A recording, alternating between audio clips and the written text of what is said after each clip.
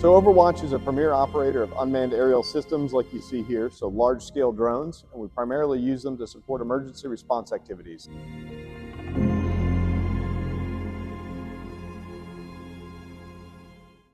Things like wildfires, mudslides, those types of activities where we need to be able to provide situational awareness to the people on the ground to get them the information they need.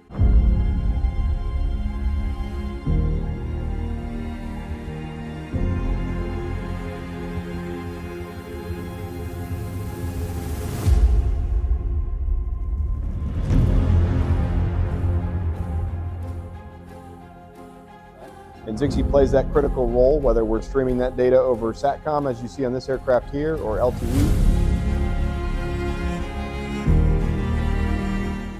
Additionally, we're working very closely with sheriff's offices, local police departments and fire departments to enable clear, crisp video streaming from their assets.